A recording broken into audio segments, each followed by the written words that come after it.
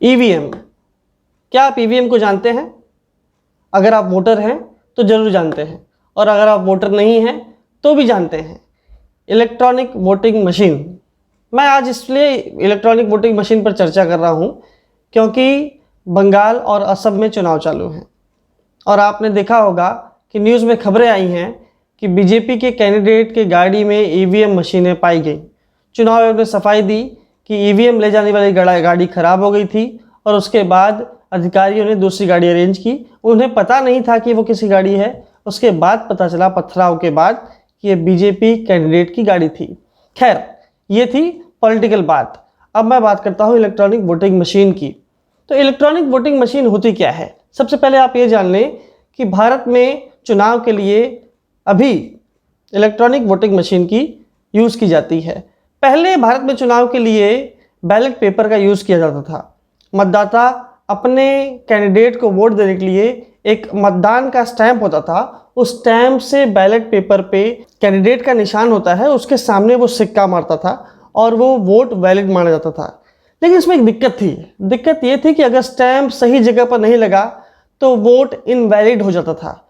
दूसरी दिक्कत ये थी कि कभी कभी ऐसी खबरें आती थी कि बूथ कैप्चरिंग कर ली जाती थी, और बूथ कैप्चरिंग के बाद एक ही कैंडिडेट के सामने कई सिक्के मारकर उस बूथ पे उस कैंडिडेट को मजबूत करके जिता दिया जाता था।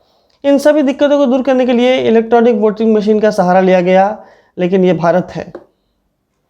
भारत में इलेक्ट्रॉनिक वोटिंग मशीन पर भी सवालिया निशान खड़े होने लगे। होता क्या है, इलेक्ट्रॉनिक वोटिंग मशीन से जब हम वोट करते हैं तो एक माइक्रोचिप होता है जिसमें डाटा स्टोर होता है। आपने देखा होगा पहले सिर्फ बैलेट यूनिट और कंट्रोल यूनिट, ऐसी दो चीज़ें होती थी। कंट्रोल यूनिट एक ऑफिसर के पास होता था, बैलेट यूनिट में आप अपने उम्मीदवार के निशान के सामने वाला हरा बटन दबाते हैं। लेकिन अब एक नई चीज़ आई है जिसे वीवीपैट कहते हैं। आप अब देखेंगे या देखे होंगे, अगर आपने चुनाव में वोट डाला होगा, तो जैसे ही आप बैलेट मशीन पे हरा बटन दबाते हैं, जिस निशान के सामने आपने हरा बटन दबाया है उस निशान की पर्ची उस वीवीपैट में आपको दिखती है। कुछ सेकंड तक वो पर्ची रहती है, उसके बाद अपने आप वो पर्ची नीचे बॉक्स में गिर जाती है। इसका मतलब ये सुनिश्चित होता है कि आपने जिस निशान के सामने का बटन दबाया है वोट उसी निशान को गया है। उसके बाद क्या होता है, सबसे पहले जब वोटिंग शुरू होने के पहले चुनाव अधिकारी बैलेट मशीन को, कंट्रोल यूनिट को और वीवीपैट को सभी चुनाव के जितने भी पोलिंग एजेंट्स पार्टियों के होते हैं उन्हें वो दिखाता है। डमी वोट कराता है, वोट की काउंटिंग होती है, काउंटिंग मैच होती है, वीवीपैट की पर्चियां मैच होती हैं। उसके बाद सारे डेटा को क्लियर किया जाता है, ज़ीरो किया जाता है, रीचेक करके सारे पोलिंग एजेंट्स की साइन लेकर, और सारी मशीनें सील होती हैं। सिर्फ कंट्रोल यूनिट का जो कंट्रोल बटन होता है, जिससे दूसरे वोटर को वोट करने का अधिकार देने के लिए अधिकारी उस बटन को प्रेस करके पहले वोटर को रिलीज़ करता है, वही सील नहीं होता है। उसके बाद चुनाव प्रक्रिया शुरू होती है। चुनाव प्रक्रिया शुरू होते ही सारी मशीन्स की काउंटिंग जो है, हर एक घंटे में वोट की काउंटिंग ली जाती है कि टोटल वोट कितना पड़ा। चुनाव खत्म होते ही, उस दिन का चुनाव खत्म होते ही सारी मशीन्स को रीचेक करके उसकी सील बराबर लगी है कि नहीं ये देख के उस कंट्रोल यूनिट के उस बटन को भी सभी का हस्ताक्षर लेकर सील किया जाता है। और सील होने के बाद अधिकारी समेत अर्धसैनिक बल और पुलिस बल की सुरक्षा में उस मशीन को एक ऐसी जगह सबमिट किया जाता है जहां उसे स्टोर किया जा सके, स्ट्रांग रूम में।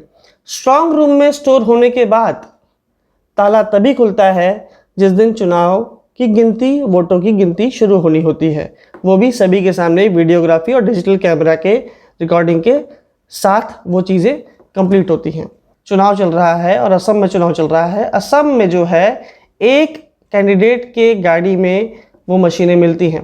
प्रोटोकॉल ये कहता है कि जब भी कोई गाड़ी खराब हो तो सबसे पहले ऑफिसर को इसकी इन्फॉर्मेशन दें, जोनल ऑफिसर उसकी गाड़ी के प्रबंध करेगा। उसके बाद अर्धसैनिक और पुलिस बल की सुरक्षा के साथ ही वो मशीन एक जगह से दूसरी जगह ले जाई जाएगी।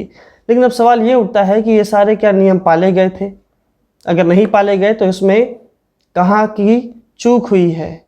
उन सरकार की चूक हुई है, चुनाव आयोग की चूक हुई है, पुलिस की चूक हुई है, कि अधिकारियों की चूक हुई है। बात बड़ी गंभीर है क्योंकि भारत देश में लोकतंत्र जो है वो बहुत महत्व रखता है। भारत एक लोकतांत्रिक देश है और लोकतंत्र को बचाए रखने के लिए चुनाव प्रक्रिया का निष्पक्ष रूप से होना बहुत ज़रूरी है। ईवीएम के साथ आपकी मुलाकात हर चुनाव में होती है, मेरे साथ भी वीडियो में आपकी मुलाकात होती रहेगी। तब तक मेरे साथ बने रहिए। आप सभी अपना ख्याल रखिए। धन्यवाद।